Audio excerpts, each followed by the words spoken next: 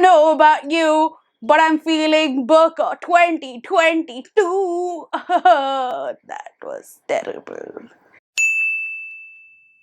Okay, that was terrible, but that was a song that Kieran from KD Books came up with to celebrate the Booker Prize, which is in the year 2022. If you are somehow living under a rock and do not know what the Booker Prize is, it's basically like the Oscars of the book world. There are numerous books that have been nominated to be part of the Booker Prize. There are ultimately a long list of like about 12 to 13 books that comes out usually, out of which then there are 6 books which are shortlisted. So if you have been watching my channel for a while, or if you have not, then hi, welcome. I hope that you enjoy.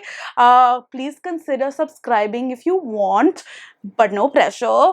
Anyway, point is, yeah, I have been reacting to the like long list and then short list for I don't know why, but I haven't read the book. So in this vlog, you will see me do the actual reading. Now, I do have to tell you that this vlog has been filmed over like a month and a half, because I started filming in September when I thought I was like down with the viral, but nope, turns out I had malaria.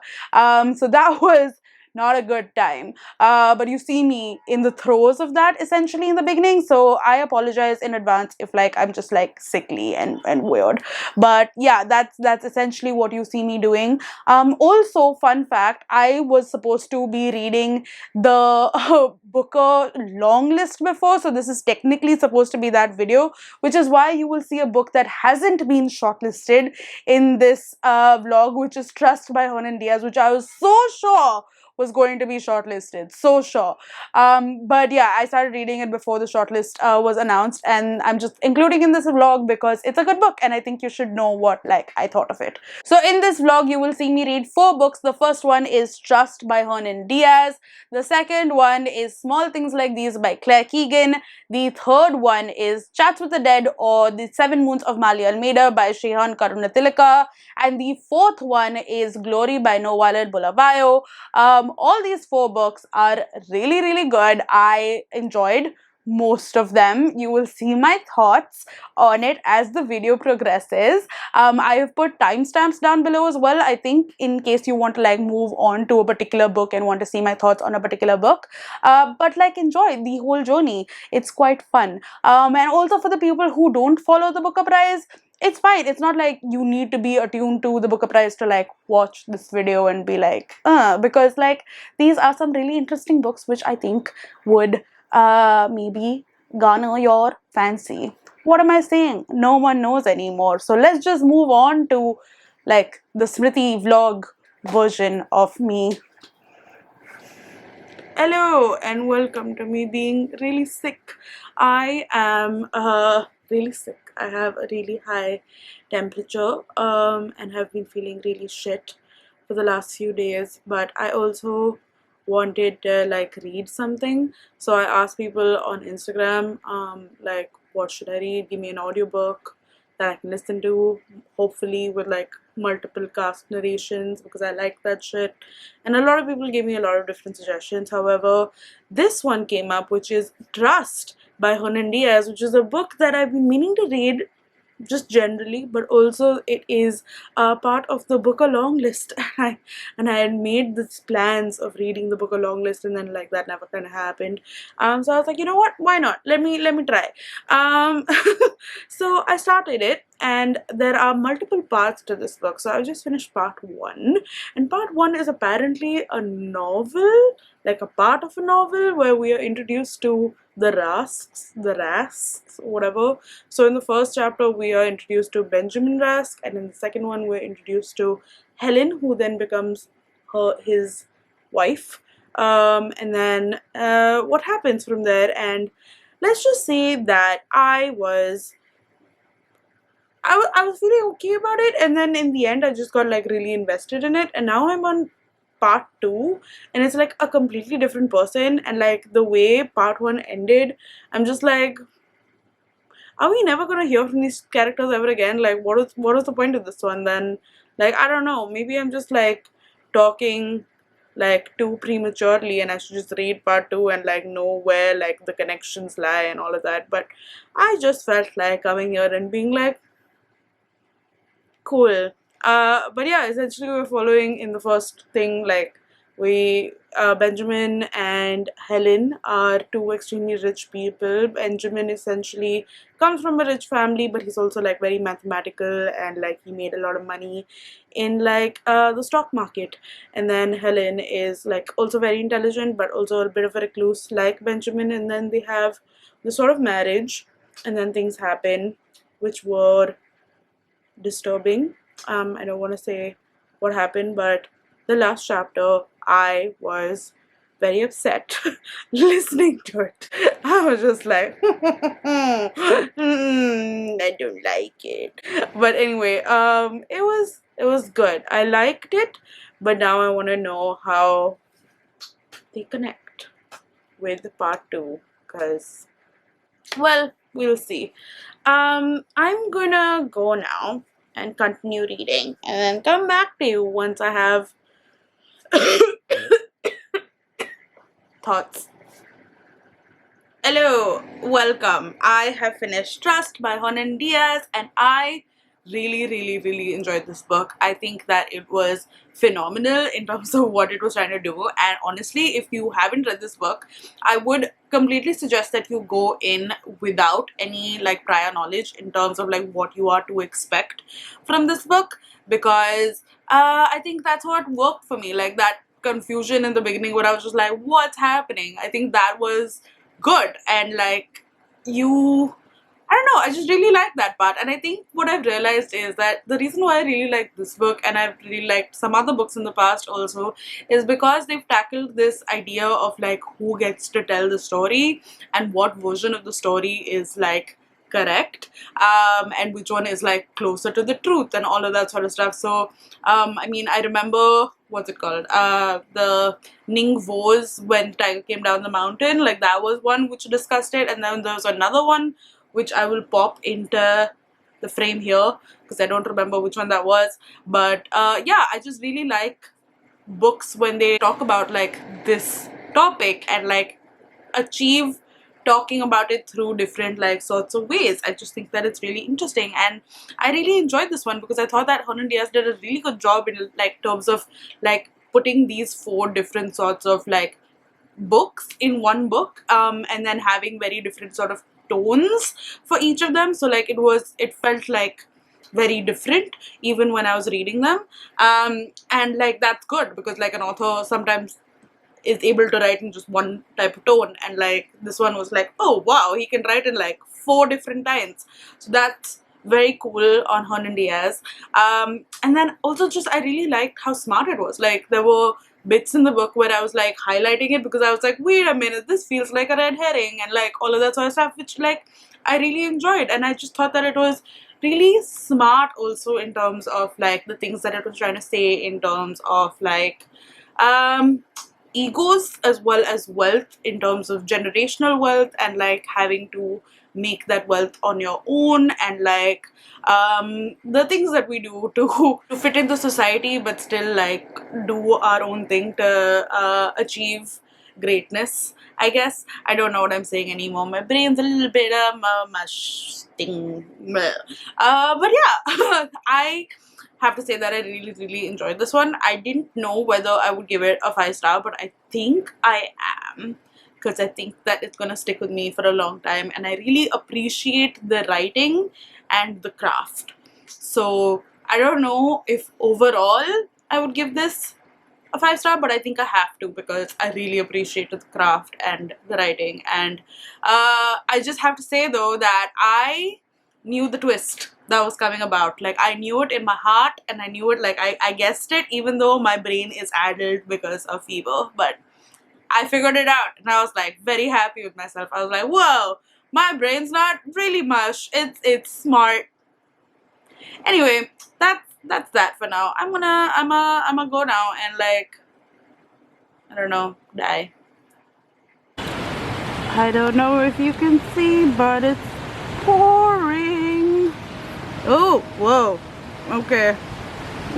Well, Alright, so while it's pouring outside, I thought I would come in here and tell you about the book that I have started reading, which is, you can see, okay, it's here, Small Things Like These by Keegan. And this is a book that I was interested in before it got longlisted for the Booker, because it won the Orwell Prize, which is a prize for political books. So like it won the book for political fiction.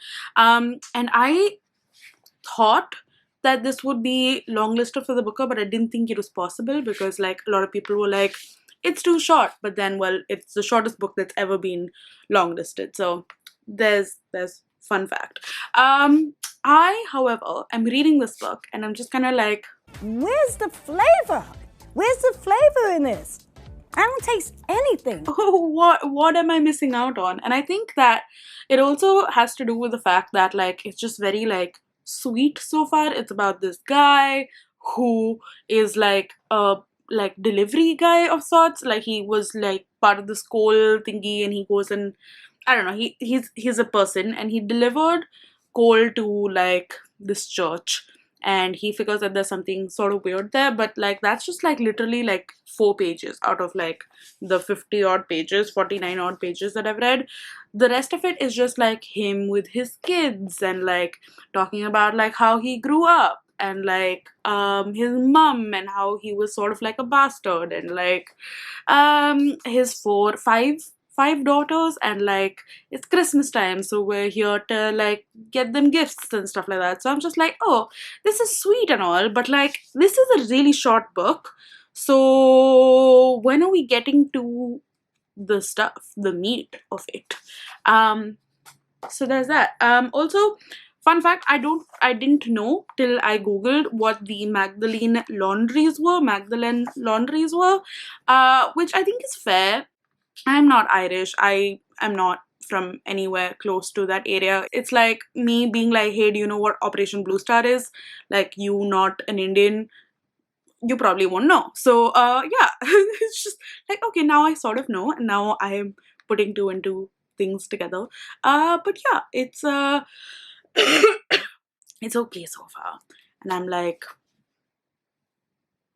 okay, I'm just gonna finish the book and then tell you what my thoughts are, but right now I just think it's fine. Alright, it's about like, oh, I love this ASMR.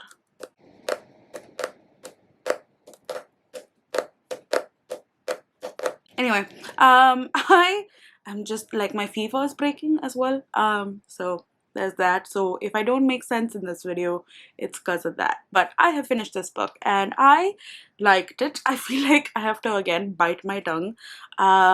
From what I said in my previous clip, I feel like it's like a recurring theme where I film one clip and I'm just like, what's going on? And then the next one I was like, never mind, I liked what was going on and it was nice. But yeah, that's what's happening with this book as well. The first 50 pages, we essentially were getting to know Bill Furlong, the guy, as well as like his family and his background, etc. Just so that we could see what happened in the second half and why he would react in a certain way and why he would feel a certain way because like of his past and like his upbringing and just like his current family situation and stuff like that. So I feel like this book was nice. I feel like it did a good job in terms of like giving you an understanding of what that could have looked like and how a person who would have kind of seen it might have felt like slightly uncomfortable with it and would have probably had a moral dilemma of like, hey, should I do something, should I not do something, I don't know. And there were also a lot of other people who were clearly in town who knew that this was happening and thought that like it was right, a lot of people that he knew and stuff like that, and they were sort of like a-okay with it like continuing and stuff like that. And I think that it was interesting being in Bill's head because of just like all the stuff that he had gone through. I have seen some reviews where people were just like, why was it a dude? Because then it feels like a little bit of like a dude savior sort of situation. I can question it too, but I'm just sort of like, I don't really care as much. It's fine. But yeah, overall I think that this book was smart. I thought that it was fun. It was really short, so that is excellent. However, I don't think that this was excellent overall. I don't think that it was bad either. I would give it like maybe a 3.5, 3.5, sort of 3.5. I think I would be comfortable with overall. And yeah, I mean, would I recommend this? Sure, maybe, but not wholeheartedly. So thunder is what I hear right now. Yeah, that's what I am feeling about this book for now. I am now gonna go die in peace and then come back to you when I start reading another book with, apparently, as the theme of this video is to give you like extremely opposite views of what I ultimately felt. That's what you're gonna get, apparently. So fun time.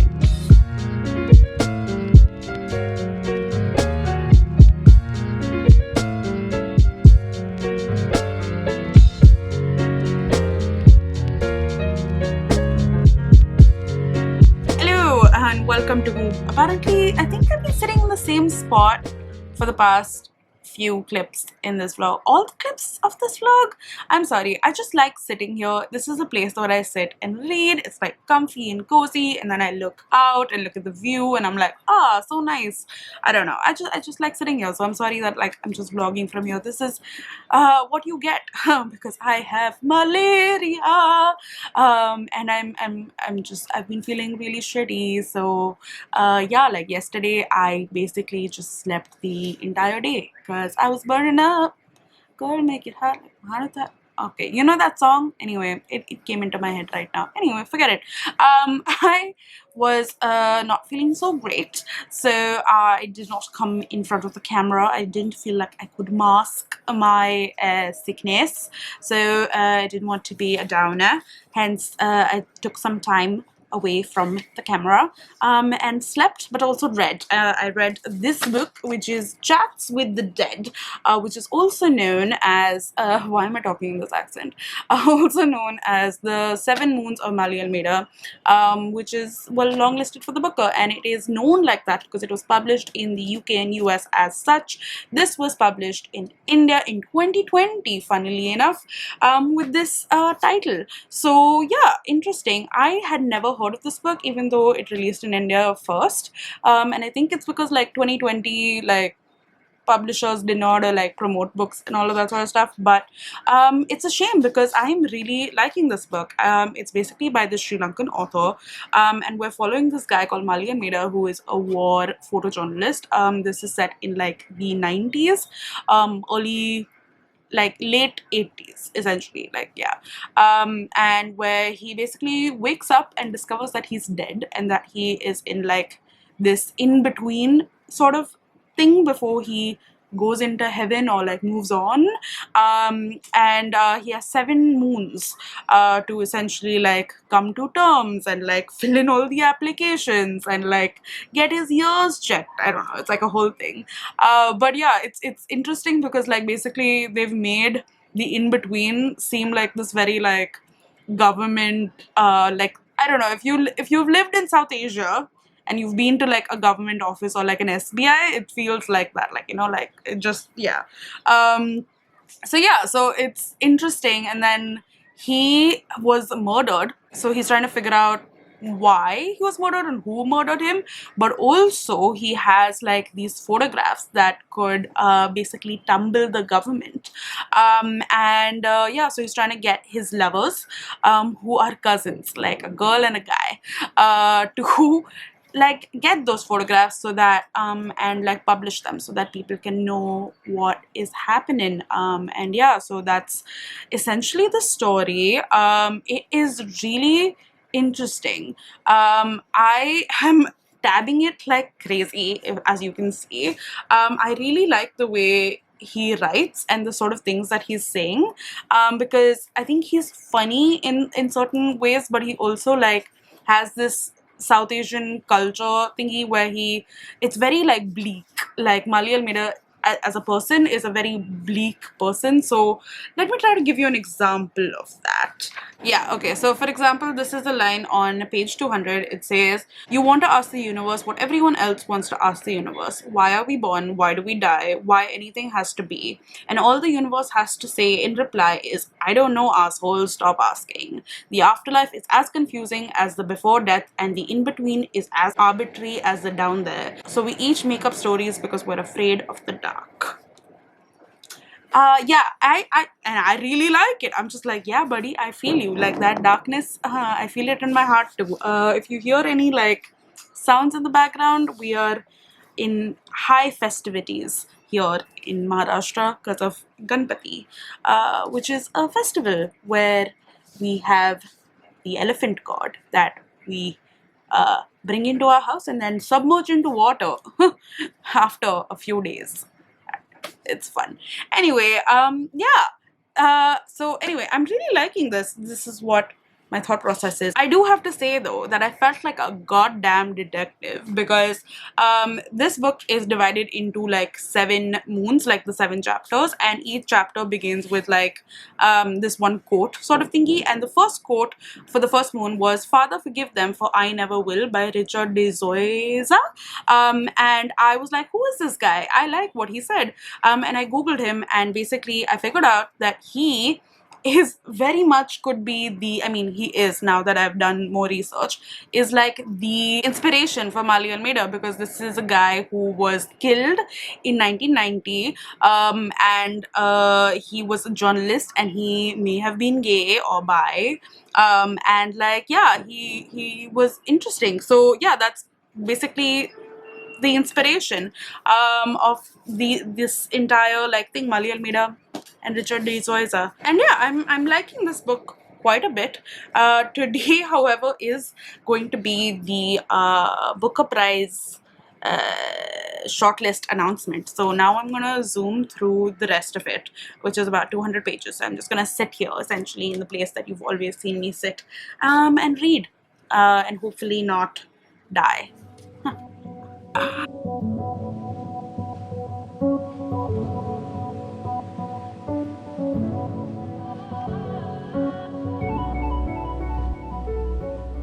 So I did, in fact, somewhat die. And first of all, I have to apologize in advance if you can hear some drilling in the background, but like, I don't know what's going on. But yeah, essentially, I don't know why I thought I was some sort of superhuman that I would be able to like film while I had malaria. But I am here now many days later after I have finished this book, which is Chats with the Dead, or The 7 Moons of Maali Almeida. And I'm here to tell you that I really enjoyed this book. It was awesome. I don't know, I've absolutely fallen in love with the book. The more time that I spend away from it, the more I think about it, the more I feel like, holy shit, this book is amazing. Just in terms of like what all it's trying to do and like how it's gone about it, just absolutely stunning. Like, I think I've spoken to you about like what it's about and all of that sort of stuff, but yeah, I mean, like it's the same sort of things that sort of continue, but just the way that the characters are written and like how unique they are from each other, and like how we get to meet all of these different sort of characters and how we get to know about like what all happened in Sri Lanka during this time through like these really interesting ways. Like the structure is just so interesting, right? Like we're getting to know about all of this through like chats with the dead essentially. And I just think that like that's so cool. Like I saw this, or like I've been reading a lot of interviews, or like even seeing interviews with Shehan Karunatilika, and like just the way that he went about it, where he was just like, if the dead could talk, what would they say, you know? And that's just so cool that we get to see that in like his version of things in this book, because like, yeah, that country clearly has gone through just so freaking much. So yeah, I mean, I just have a lot to say, and I have actually written down like an entire like full length review sort of thingy, which has gone on to like 4 pages.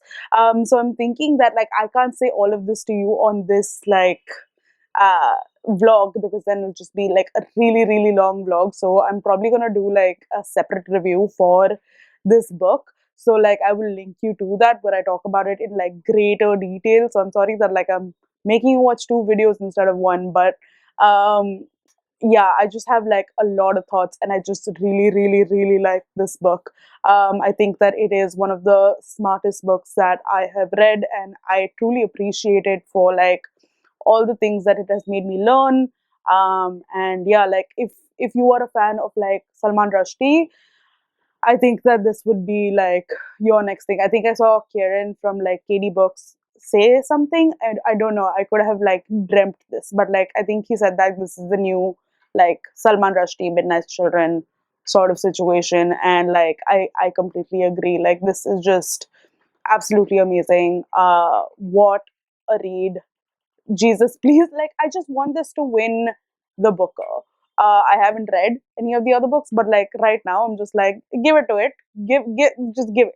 Uh, in my mind, yeah. Anyway, so yeah, those are my thoughts for now. I now have one more book to read, which is Glory by NoViolet Bulawayo. So fun times. I'm gonna go do that now, and then tell you my thoughts once I have finished that one.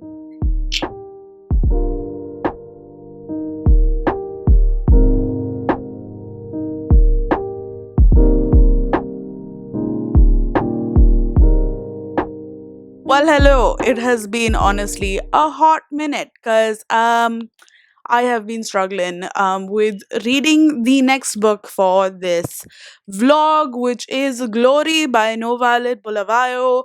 I have, for the past few weeks, honestly, been reading the first two pages again and again and again and again. And I'm in no way saying that like it's bad. It's just that I haven't been in the mind space. So I've been putting it off. But I am here because, well, I need to read it. So what I have done now is that I have got the audiobook through Audible, and I am now listening to it, and I'm really liking it because like the narrator has done a pretty good job with like the narration in terms of like the accents and like the intonations and like all of that sort of stuff. So I'm quite liking it, and I'm like now 100 pages in. So that's cool. Now why this book was a book that I really wanted to read and I thought that I would really like is because the premise of this is like the premise of Animal Farm. That's what the author was like inspired by, which is essentially where we are following a land where there are these farm animals, and they are representing like real people in like a real world situation. So like essentially we are following this horse who has been running this country of Jidada with a da and a da. That's what they keep saying, like Jidada with a da and a da. And like he has been running this for past like 30 plus years. He is the one who got them independence from like the colonizers. And he has just had like this reign for a really long time. So while people do like respect him for giving them this independence, post his independence it's just been like his reign. So it's like where is the difference really between the previous colonizers and the sort of people that we have right now who are dictators and have continued to stay in governance through rigged elections and just like a bunch of that stuff. But he thinks that he is very loved, and we follow him as this old horse that he is, as well as like his wife who is this donkey, as well as like a bunch of other things. And essentially this is supposed to um show us the government in Zimbabwe and what that was like right before the coup that happened in 2017 that ousted Mugabe, Robert Mugabe, who was like the president for the past 38 years, I think. And like, yeah, like what happened post that. So So far, we have just gotten to the bit where like the ousting has happened. It's supposedly a military coup, but it was like this really non-bloodsheddy sort of thing. I just think that is really interesting. I have obviously loved the Animal Farm. I studied it in college, and I think there was like one of the first semesters that I studied it in, and I just really liked the way that we studied it. So like Animal Farm was like one of those peak books for me where I was like, oh shit, literature can be like this, you know what I mean? Which is why, like, when I heard there was something that was being made like it, I was really intrigued. But yeah, that's where I'm at right now. I will come back to you with further thoughts, but so far, I think that it's funny. I think that it's supposed to be satire. And I can see the satire because, like, yeah, I really like political satire. I just really think that, like, it just gets me going. So I'm excited that it's finally getting me going. That's essentially a long-winded way of me saying this. So I'm gonna get back to it and then get back to you once I have thoughts. Just look at how yellow this is. Look at the front. Hello, I am here to discuss the book, which is Glory by NoViolet Bulawayo. I finished it and I have thoughts. And unfortunately, I feel like I'm disappointed by it because I don't know, I just had a lot of expectations from it. Like from the beginning, I thought that it was going to be like a bit of like Animal Farm esque because that's how it was kind of sold to us.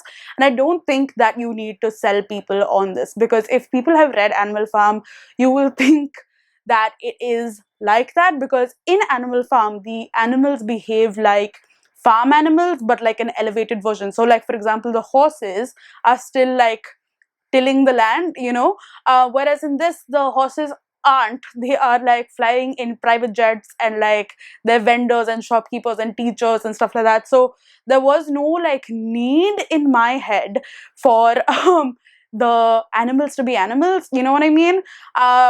So I think that like Novella Bulawayo started with the idea of doing like this Animal Farm esque version of it, but then she just did what she had to do with the animal. I don't know. I honestly don't know what was happening, but yeah, I just didn't understand why that was the case. And while I didn't have an issue with like picturing these animals doing certain things, I know a lot of people have had that difficulty, and that's why like they have like stopped reading this book because they like can't imagine like a rooster and a pig and all like making tea and talking on like a table and like like I don't know, like I was fine with it, but I know that a lot of people had issues with it. So if that was just removed, I know that like they would have liked the book way more and they would have like read it, which is like a shame because I feel like the foundation of this book is strong. Like what it's trying to say is really strong. However, I feel like if it was done better, because for example what I told you in the beginning, right, is that we're following like these politicians and all of that sort of stuff. Later in this book we basically start following this goat called Destiny, who was she went through some things in like 2008 during some election. Now the thing is I don't know what happened in 2008. Like I wish I was told a little more about that. I did Google it, but like there was nothing that came off it. She just would say that like, hey, I was like affected by it, and which is why she ran away, and she didn't tell her mom. So now she's back after many years because she sees that like Robert Mugabe has been deposed. I mean like the old horse has been deposed. So she's back, and like it's her journey and understanding what's been happening with herself as well as like her mom, because her mom also has gone through a lot. Like she was there during the like when they finally won their independence and like all of that sort of stuff. So I don't know, it just like that story itself just sounded awesome. So I liked the second half of this book way more than the first half of the book.